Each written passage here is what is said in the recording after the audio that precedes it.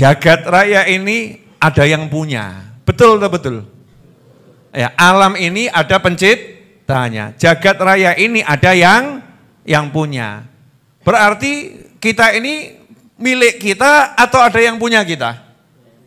Ada yang punya. Sadar enggak kalau kita ini hanya miliknya Allah Subhanahu wa ta'ala. Kita ini hanya ciptaannya Allah Subhanahu wa ta'ala. Nah kadang wong miliknya Allah kok gaya nilai-nilai Allah. Tuhan tuh gimana sih? Agak kurang ajar gitu. Keterlaluan loh kalau sampai begitu. Aku tuh sudah sholat loh, aku sudah zikir loh. Tapi kok masih begini nih, maksudnya gimana? Masya Allah, ini kalimat-kalimat yang mengerikan. Na'udzubillah min dzalik. Sadari kalau alam jagat raya ini ada yang punya, dan yang punya enggak butuh kepada kita. Gusti Allah enggak butuh marang awakku, marang awakmu, enggak butuh. Allah sama sekali enggak butuh kepada ciptaannya. Allah kok enggak butuh. Kita yang butuh sama Allah Subhanahu wa ta'ala. Landasi muamalah kita sama Allah gitu. Makanya jangan gaya, ya Allah aku sholat loh. Lah, tawar-menawar sama Rabbul Alamin.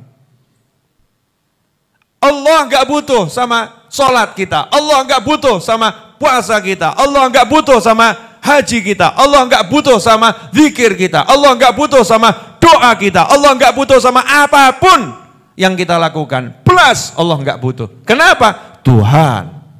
Oh Tuhan tuh ya harus ada azamahnya, kebesarannya.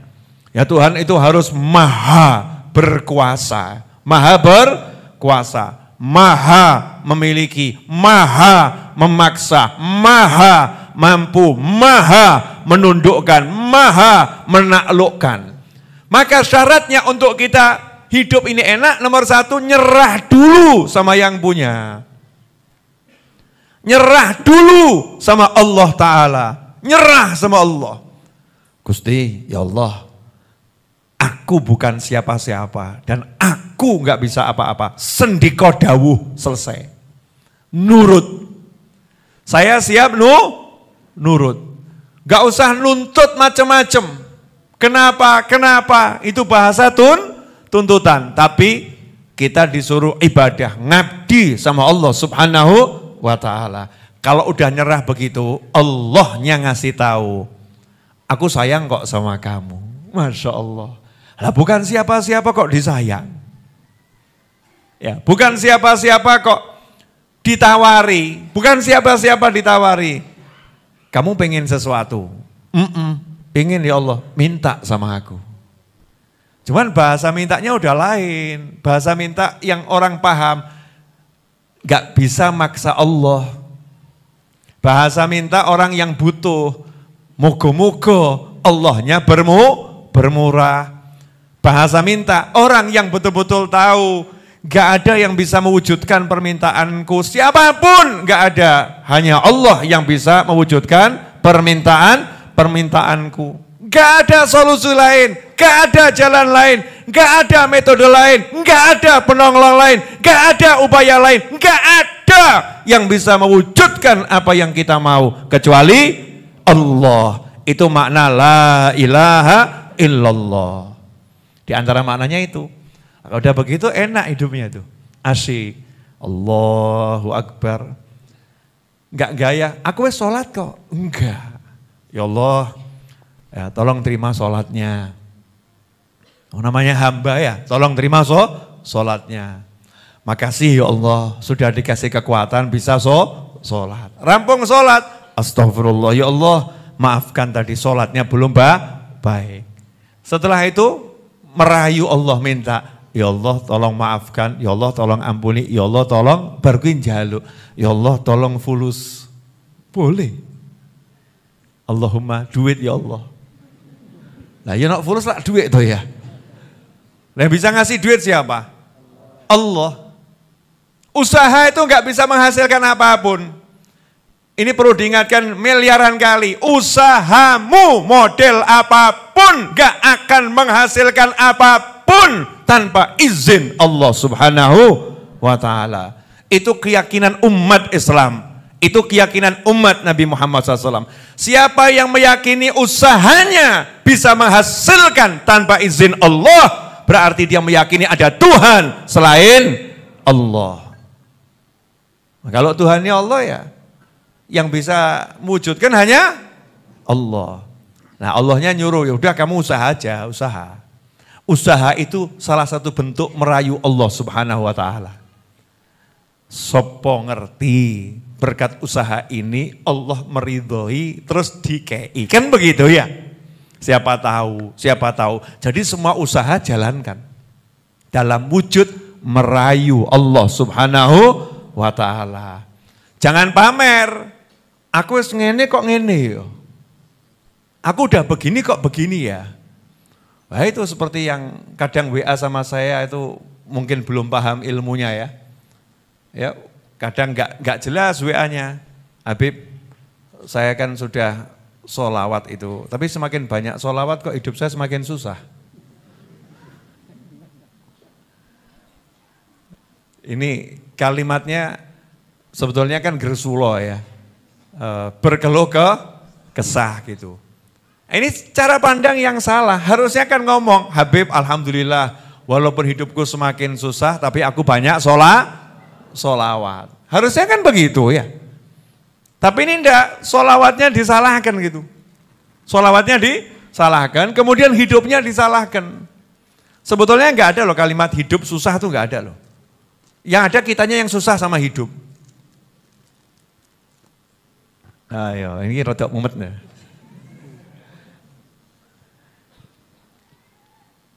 Enggak makan dari pagi sampai sore, susah enggak? Enggak juga, wong kita Ramadan bahagia. Betul kan? Bukan cuma enggak makan, Ramadan enggak makan, enggak minum dari pagi sampai maghrib. Susah enggak kita?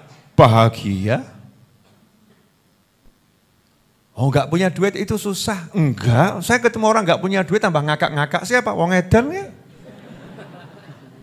Nyata, itu kan ya nyata. Model lagi, orang yang hidup enggak punya duit bahagia. Kenapa? Oh dia nggak butuh duit, benar ini nggak butuh duit. Sebab yang dia inginkan sudah ada di depan matanya. Nyangkul dia, bercocok tanam. Makannya apa? Pagi makan kates, wow kebunnya banyak kates. Butuh beras, hasil panen 2 bulan yang lalu masih cukup untuk 5 bulan. Kompor, nggak butuh gas, ada kayu bakar. Ketika kita nawari butuh duit, jawabannya, lah duitnya buat apa? Untuk diobong tak Pak? Saya di sini nggak butuh duit. Jadi susah itu nggak ada susah. Yang ada kitanya yang susah sama hidup, bukan hidupnya susah. Maka biar nggak susah, sesuaikan hidupmu dengannya. Makanya belajar menerima kondisi yang dikasih sama Allah. Diterima, disyukuri, diperjuangkan. Jadi perjuangkan itu bagaimana? Ya bergerak saja. Allah kan nyuruh kita bergerak, al-harokah barokah. Kalau bergerak, Kiai, Habib, Ustadz, kenapa kok saya tidak bisa dapat duit banyak? Loh, dongo toh. Kenapa saya tidak bisa dapat duit banyak? Dongo atau enggak dongo nih? Dongo. Saya jawab, kamu tuh sudah dapat duit banyak, cuman enggak pernah sadar. Gimana tuh Ustadz dapat duit banyak nggak sadar? Coba diingat-ingat. Kamu dalam setahun sakitnya berapa kali? Alhamdulillah nggak pernah sakit. Lah ya wes. Tonggomu tonton. Tonggomu yang di pojok sana itu setahun masuk rumah sakit 20 kali. Suruh ngitung tuh biayanya dia ke rumah sakit dalam 1 tahun tuh berapa puluh juta. Nah kamu nggak dikasih duit cash, tapi dikasih sehat. Dikasih sehat. Buat itu enggak gue? Ya enggak. Lah ya kan kurang ajar kamu. Dikasih nikmat kok enggak kamu hitung. Pemasukan enggak dihitung ya. Cuman pengeluaran toh yang dihitung ini. Saya kok keluarnya sekian. Terus pemasukan yang dihitung tuh cuman gaji. Lah padahal gaji itu kan cuman angka duit. Betul ya? Sementara yang masuk ke kita kan bukan cuman gaji. Saya ini, Masya Allah, Mau bayar berapa saya kedatangan tamu-tamu seperti jenengan? Mahal ini, mahalnya luar biasa. Contoh mahalnya, jenengan kumpul sama saya diam, jenengan diam, podo-podo menang. Wes menang tok wae. Dosa saya habis, dosamu habis. Enak atau gak enak? Enak. Mau bayar berapa? Ngentekno dosa gak ruwet, menang tok. Dosanya habis. Karena muslim berkumpul dalam kebaikan. Masya Allah. Ini kan anugerah yang luar biasa. Kadang kita ngitungnya cuma angka duit yang masuk. Tapi enggak mikir punya istri yang baik, punya suami yang baik, punya anak yang baik, punya tetangga yang menyenangkan. Lu tonggo tuh kalau enggak menyenangkan siksa lu. Bu, kalau kamu punya tetangga anti duren. Sementara kamu pencinta durian. Iya. Kamu makan durian, belum sempat buang sampah ke tempat membuang sampah. Kamu buang di depan rumah di bak sampah itu. Kira-kira tetangga komplain enggak itu? Ini kalau bisa kalau makan durian langsung dibuang. Loh kenapa? Saya pusing mencium aromanya. Padahal tiap hari Anda harus makan durian. Pertanyaan saya, kalau tetangganya model begitu pusing atau enggak pusing? Dua-duanya pusing. Yang satu kok enggak punya perasaan ya tiap hari makan durian. Yang satu kok enggak punya perasaan ya enggak bisa toleransi sama orang yang suka durian. Mumet. Tapi kalau tetangganya baik, walaupun terganggu dengan aroma durian, yang penting tetanggaku senang. Aku sedikit menderita enggak jadi masalah. Besoknya ditanyai, suka durian mas? Suka. Pergi yang enggak suka durian ini pergi belikan durian tetangganya. Masya Allah, nyoh. Ya, dibelikan durian yang mahal, rasanya enak, tak beraroma. Oh iya, semangatnya semangat sugih deh. Sepenting aku enggak terganggu. Yang di sini bahagia, yang di sini bahagia. Tapi ini tetangga yang langka, saudara-saudara. Ya tetangga yang langka. Makanya kalau punya tetangga model begitu kan rezekinya luar biasa. Jadi rezeki itu jangan cuma dihitung angka yang masuk dari gaji. Banyaknya luar biasa. Mulai ngitung itu loh. Apa ini? Saya punya apa? Saya punya apa? Saya punya apa? Saya punya apa? Saya punya apa? Oh, saya punya ini, punya ini, punya ini, punya ini, punya ini, punya ini, punya ini, punya. Gak punya apa? Gak punya 1, 2, 3. Alah, cuman gak punya itu aja kok dipikirin. Kalau konsep hidup kita udah begini enak gitu. Terus kita sadar semuanya punyanya Allah. Nah karena semua punyanya Allah itu jadinya gampang. Karena semua punyanya Allah. Saya ada perlu sama jenengan. Jenengan punyanya Allah. Daripada repot ngadepin jenengan tak laporkan ke Allah. Selesai. Ya Allah tuh yang di pojok ruwet. Lapor aja sama yang punya. Betul kan ya? Tolong jadikan gak ruwet lagi. Caranya terserah engkau ya Allah. Ojo ngono. Ya caranya yang baik-baik ya Allah, lemah lembut, jadikan dia gak ruwet lagi, laporkan ke Allah. Temennya ngomong, gimana yang di pojok? Masih ruwet? Ah gak usah dipikirin, kenapa? Saya udah laporan sama Dekengani Pusat. Wah, beres ya toh ya? Oh Dekengani Pusat, udah laporan ke pusat, selesai, aman. Ini Gus Ekdam ini membuat bahasa saya kacau saudara-saudara. Jadi berubah jadi Dekengani Pusat. Alhamdulillah. Jelas di situ. Saya suka kalau ada anak muda ya bisa berhasil, manfaat untuk umat ya. Ilmunya Masya Allah, ahli sholawat, ahli maulid. Kalimatnya kalau cakep ya saya pakai. Bener itu kalimat bagus. Udah kayak pusat kok mumet kan ruwet jeneng menungso nih. Udah punya Allah Subhanahu wa taala. Nah, karena semua itu miliknya Allah jadinya gampang. Allahnya bilang, jalu otakei. Enak toh? Jalu otakei. Udu'uni astajib lakum. Wah asyik. Makanya sejarahnya orang soleh itu enggak pernah ruwet. Asyik toh. Seperti kisahnya Imam Ahmad bin Hambal tuh, rahimahullah. Beliau masuk satu masjid. Ada beberapa riwayat. Tapi kalau yang saya ketahui masuk Masjid Nabawi. Ya masuk Masjid Nabawi. Di situ beliau karena nggak ada teman, nggak punya tempat tinggal di Madinah, akhirnya mau istirahat di masjid. Ya jangan samakan dengan kita. Kalau kita kan istirahat di masjid al turu wal ngileru. Itu kalau kita. Imam Ahmad bin Hanbal istirahat di masjid itu kan istirahatnya ngaji, sholat. Nanti waktunya tidur paling cuma nempelkan badan dalam keadaan bersila. Biar wudunya tidak batal. Itu Imam Ahmad bin Hanbal. Kalau tuh harus tidur ya tidurnya cuma paling berapa menit. Senderan tidur. Kalau kita masuk masjid memang delosor.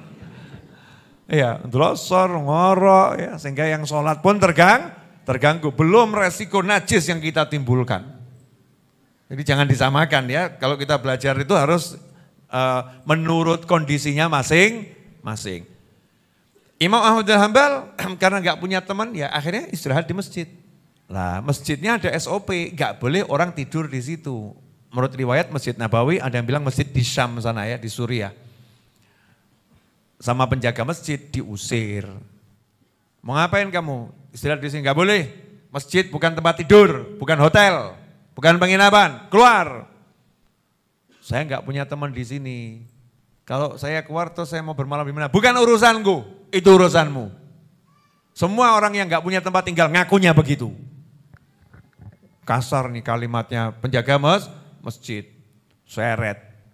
Diseret bener tuh, Imam Ahmad bin Hanbal diseret. Dulu kan belum ada media sosial ya, jadi wajah orang itu nggak dikenal, diseret. Dan Imam Ahmad bin Hanbal ya nggak mau ngaku-ngaku, kamu nggak tahu siapa aku. Aku Ahmad bin Hanbal, wah, ojo nyeret-nyeret aku kualat gue engko. Nggak ada begitu. Sadar nafsah. Orang-orang soleh itu suka menyembunyikan dirinya. Diseret gitu ya diterima, ikhlas diseret. Sampai di luar ada tukang, ada orang jual roti ya, yang ahli buat roti. Lihat kok penjaga masjid nyeret orang tua keluar dari masjid, dikasih tahu, hati-hati jangan kasar gitu. Biarkan dia istirahat di masjid ini. Gak bisa, masjid bukan rumahnya Allah. Loh tapi kan dia tamu kita, wong dari jauh. Tamu kita.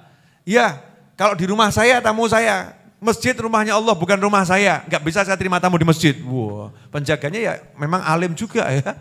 Jawabnya cerdas gitu. Tutup pintu, jebret, pintu masjid ditutup. Imam Ahmad bin Hanbal di luar masih dalam keadaan baru bangun dari diseret. Dihampiri sama yang jual roti tadi. Dihampiri.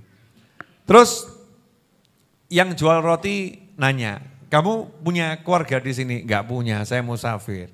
Ya sudah, tinggal saja ya di rumah saya. Sederhana, tapi insya Allah cukup buat kita berdua. Jazakumullah khairan.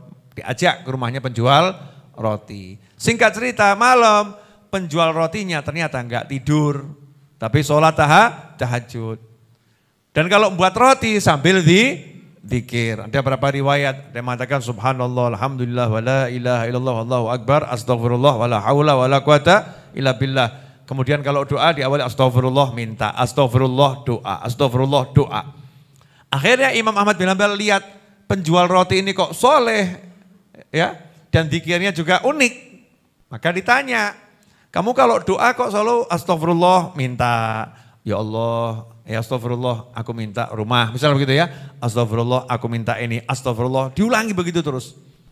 Maka dijawab sama penjual roti tadi, saya ini udah pakai metode ini dari dulu sampai sekarang, udah puluhan tahun pakai metode semacam ini, tidak ada doa saya yang ditolak sama Allah Ta'ala. Semua saya minta apapun dikasih sama Allah Ta'ala, kecuali satu. Sampai sekarang itu yang belum dikasih. Semuanya udah dikasih. Kecuali satu hal. Apa yang belum dikasih? Saya itu minta ketemu Imam Ahmad bin Hanbal. Saya itu minta sama Allah ketemu Imam Ahmad bin Hanbal. Saya mau terima kasih karena saya dapat ilmu dari beliau. Cuman kok gak pernah ketemu orangnya. Maka saya minta dipertemukan. Kok sampai sekarang saya belum dikasih? Imam Ahmad pun langsung meneteskan air mata sambil mengatakan, wallahi demi Allah ya saudaraku, semua permintaanmu sudah diberi sama Allah Ta'ala. Lu kok bisa begitu? Aku Ahmad bin Hanbal. Saking sayangnya Allah sama kamu, kamu minta itu dikasih, saya didatangkan ke Madinah dan saya dikeluarkan dari masjid, diseret, disampaikan ke hadapanmu dalam keadaan diseret. Paham maksudnya? Jadi orang kalau minta sama Allah bener mintanya, dikasih atau enggak dikasih? Dikasih, gampang itu. Minta sama Allah itu hal yang paling mudah. Tapi kadang kita ini kalah mental, kena mental bahasa orang sekarang ya. Kena mental dia. Minder itu bahasa Jawa ya. Bahasa Indonesianya kena mental. Kena mental alias minder, kena mental dia. Mau minta sama Allah kok kena mental, aneh toh ya. Oh saya model begini apa dikasih, kalau yang minta Habib, Yai, Ustadz ya dikasih. Kalau saya kan, lawang setan ki njaluk dikei kok. Masa awakmu mbek setan apik setan. Setan, iblis minta dikasih. Lah emang yang bisa ngasih siapa? Yang bisa ngasih siapa? Allah, hanya Allah yang bisa ngasih. Jadi kalau mau minta model kita seperti apapun minta sama siapa? Sama Allah. Jangan takut minta sama Allah. Allah seneng gitu. Tapi mintalah. Tapi kalau udah minta jangan ngerasani. Awes njaluk pira kayak udah saya udah minta tapi enggak dikasih-kasih sama Allah. Ini kurang ajar namanya. Yang pede, saya udah minta kok beres-beres. Dosa dipikir, lanjutkan kehidupan. Itu nanti jadinya asyik.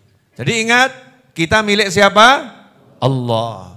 Yang punya segala-galanya siapa? Allah. Dan Allah tidak butuh kepada manusia. Enggak butuh sama siapa. Maka jangan pernah gaya di hadapan Allah. Tunjukkan saja, aku hambanya Allah, aku akan merayu Allah untuk dapat cintanya Allah subhanahu wa ta'ala. Dan salah satu jalan untuk merayu Allah biar semakin menyayangi kita adalah kita lewat kekasihnya Allah, yaitu Nabi Muhammad sallallahu alaihi wasallam. Deketi Rasulullah SAW, kita dapat Allahnya. Ya, deketi Nabi SAW, kita dapat Allahnya. Bagaimana cara mendekati Nabi Muhammad SAW? Di antaranya menurut Sayyidina Abu Bakar As-Siddiq radhiyallahu ta'ala anhu, dekati Nabi lewat keluarganya. Dekati Nabi juga lewat sahabatnya. Dekati Nabi juga lewat orang-orang istimewa dari umatnya, yaitu ulama. Dekati itu, ulama-ulama, orang-orang yang soleh. Ya, dengan niatan saya mau nyambung ke Nabi Muhammad sallallahu alaihi wasallam. Contoh begini, ada orang mau ketemu saya, banyak ngomong, susah ketemu Habib Novel. Itu jelas hoax ya. Nah ini ketemu saya enggak ini? Ketemu. Mudah atau susah? Mudah. Ngapain? Tinggal datang Jumat malam Sabtu. Kalau Jumatan khotibnya saya. Jadi kalau mau ketemu saya gampang enggak? Gampang. Tinggal Jumatan di sini ketemu saya. Yang repot itu ya saya ketemu dia. Bukan dia ketemu saya. Kenapa? Karena setiap kali dia mau ketemu saya disuruh menyesuaikan dengan jadwalnya. Paham? Kamu datang hari Jumat, oh enggak bisa. Saya tuh bisanya hari Selasa. Berarti saya suruh menyesuaikan sama jadwal dia. Berarti yang susah ketemu siapa? Yang susah ketemu saya siapa? Ya saya susah ketemu dia. Bukan dia susah ketemu saya. Betul? Oke. Jembatannya gimana? Biar gampang, biar jadinya gampang. Kenal saja sama salah satu anak-anak yang tinggal di sini. Kenal Mas Ucup, kenal nih Mas Iis ini, Ustadz Iis ya. Kenal Ustadz Fuad, kenal Zaini, ya. Kenal misalnya ya Mas Wahid, kenal Mas Seto. Kenal sama Mas Seto, duduk ngobrol Mas Seto, ngopi sama Mas Seto. Mas Seto, saya tuh kepengen ketemu Habib tuh enaknya kapan ya? Oh ntar saya kasih tahu kalau pas enaknya kapan gitu. Mas Seto ngobrol sama saya, Bib itu kemarin saya ketemu satu orang ngopi bareng. Pengen ketemu Habib tuh enaknya kapan? Jadinya ketemu enggak ketemu? Ketemu, gampang enggak ketemunya? Gampang, kenapa? Karena dia mendekati orang yang biasa ngobrol sama saya, betul? Nah yang paling banyak dapat rahmatnya Allah, sumbernya rahmatnya Allah, itu Nabi Muhammad sallallahu alaihi wasallam. Dan itu selama-lamanya, ya selama-lamanya. Maka kalau kita pengen dapat rahmat yang banyak, karunia yang banyak dari Allah Ta'ala, ya kita lewatnya Nabi Muhammad SAW. Nah yang dekat sama Nabi siapa? keluarganya, sahabatnya, sama para ulama. Al-ulama warathatul anbiya. Ya sudah, tak dekati saja ulamanya sambil kita ngomong begini. Siapa tahu pas kayak dekat-dekat ulama ini, ulamanya pas lagi dipandang sama Nabi Muhammad SAW. Selesai kan katut ya. Gambarannya begini loh. Saya lagi ngobrol sama anak saya, ya. Kemudian kok jenengan ada di samping saya, ada di samping saya. Kebetulan misalnya ya, Buya Yahya tiba-tiba video call saya. Kangen misal gitu ya, video call gitu. Jenengan ada di samping saya, pasti saya ngomong, iya nih saya lagi dengan Fulan. Akhirnya Fulan lihat Buya Yahya. Betul ya? Gara-gara apa itu? Ada di samping saya. Begitulah kalau kita lagi dekat sama orang-orang soleh, dekat sama ulama. Ulama itu dipandang Nabi Muhammad SAW, yang di sebelahnya katut. Yang di sekitarnya katut. Nah ini mumpung bulan Maulid, ya malam Ahad ini bulan Maulid. Rencanakan itu dekat sama tempat-tempat yang kira-kira dilihat oleh Nabi Muhammad SAW. Ya Rasulullah akan lihat tuh orang baca maulid itu dilihat sama Nabi Muhammad SAW. Orang duduk baca sholawat dilihat sama Nabi Muhammad SAW. Ramekan yang semacam itu, duduk di sana, nanti kita akan dapat nadhrah, pandangan yang besar dari Allah Subhanahu wa Ta'ala. Jelas sampai di sini? Alhamdulillah. Mohon maaf malam ini sampai jam 10:30 ya. Tidak tahu malam yang kemarin gimana, saya juga nggak lihat jam. Karena saya kan lagi bangun ya, bangun. Jadi yang ngatur, saya dari pagi itu kerjanya ngatur tukang. Yang ngatur tuh tukang cuman duduk, ngatur tukang begini, ngatur ke sana. Dan mengatur gimana caranya ini agar pembiayaan pembangunannya tetap jalan lancar. Agar pelunasan tanahnya juga jalan lancar. Karena harus diangsur terus sampai lunas. Kemudian agar gak sampai suplai besinya telat. Bagaimana pasir sama batu kericaknya juga datangnya gak sampai terlambat. Kalau tukangnya gak masuk, siapa yang menggantikan? Ini memanajemen semua ini kan butuh waktu dan butuh keseriusan. Tapi itu ya cuman jalankan saja. Selebihnya ya saya selalu minta sama Allah Subhanahu wa Ta'ala. Nah itulah yang buat saya tenang. Jadi kadang ada orang, Habib kok tenang? Gimana sih Habib? Kok nyantai gimana? Kan padahal tagihannya banyak. Hutangnya jelas besar tuh untuk pelunasan tanah pembangunan. Kok bisa tenang tuh bagaimana? Nah, jawaban saya udah minta sama Allah, masa saya ngerasani Gusti Allah? Ya Allah, kok transfernya sedikit ya? Ya Allah kok tagihannya banyak, kan kurang ajar saya nanti. Saya kurang ajar. Saya yakin saja. Kemudian doanya dikencengkan, tambah nih doanya, tambah zikirnya. Maka tadi saya keluarnya sengaja. Saya mundurkan sampai jam 9:30 lewat, sampai jam 10 kurang seperempat saya baru keluar. Betul, kenapa? Biar Ustaz Is baca munjiahnya sebanyak mungkin. Karena besok hari Sabtu saatnya gajian dan tagihan. Paham? Besok itu hari Sabtu, gajian tukang ya di atas 20 juta. Tagihan material selain yang sudah lewat, itu tagihan material itu di atas 200 juta. Besok itu harus dibayar. Lah kalau kondisinya memang ya begitu, maka tingkatkanlah mujahadah. Mintanya ke langit semakin kenceng. Saya kasih gambaran begini. Ini penutup ya. Ini gambaran kebanyakan nanti kamu jadi pinter kan repot saya. Boleh ya, gambaran boleh. Orang main sepak bola, ini paling gampang ini contoh sepak bola. 3-0. Dia kosong, lawannya 3. Kalau mau seri kan harus 3-3 ya. Udah babak kedua, waktu kurang 5 menit. Kalau pemain sepak bola yang sejati, 5 menit itu bisa mencetak 20 gol di kepalanya itu. Enggak ada kalimat begini, apa yang bisa kulakukan dengan 5 menit? Mana mungkin dalam 5 menit bisa ngejar ketinggalan 3-0. Enggak ada itu mental pemain sepak bola. Kalau saya punya pemain sepak bola mentalnya begitu, saya keluarkan dari lapangan. Kenapa? Ini yang buat perjuangan kalah. Oh belum nendang sudah takut gak bisa gol. Betul ya? Belum nendang sudah takut gak bisa gol. Yang model begini gak boleh jadi tim saya. Out, ganti yang lain. Tim saya mengatakan, jangan khawatir Pak, walaupun tersisa 5 detik kita bisa mencetak 10 gol. Ngimpi memang. Ya memang mimpi, tapi kan mimpinya semangat, optimis, bagus, kan begitu.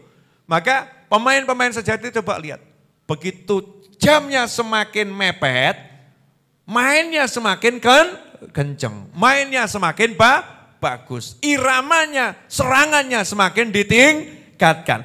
Kalau pemain sepak bola yang udah mau kalah saja, kalah, mendekati batas waktu, dia semakin kenceng mainnya, lah kamu ngejar Allah nggak mungkin kalah.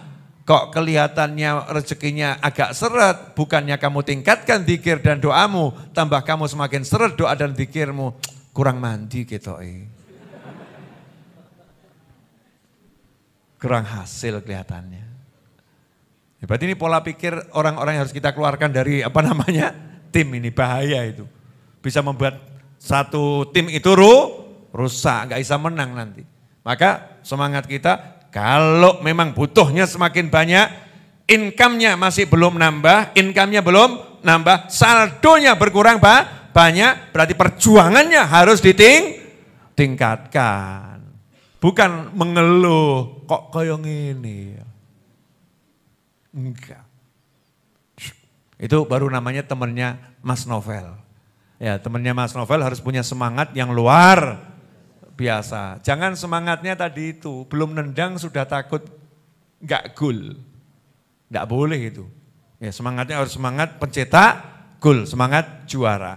Begitu pula kalau dalam hidup ini banyak dosa, sama. Tinggal ngomong aja sama setan yang bisikin. Setan, pertandingan belum berakhir. Sekarang kamu mencetak 3, aku kosong. Tapi berapa menit lagi aku akan buat miliaran gol. Menyingkirkan 3 golmu tadi. Semangat. Pertandingan belum berakhir. Kapan pertandingan berakhir? Kalau kita sudah dipanggil Allah lewat malaikat Israel alaihi salam. Itu baru pertandingan berakhir. Pertandingan masih berjalan ya. Bersemangatlah untuk mengejar ketertinggalan dan menyusul dengan kemenangan. Begitulah mentalnya orang yang iman sama Allah Subhanahu wa ta'ala.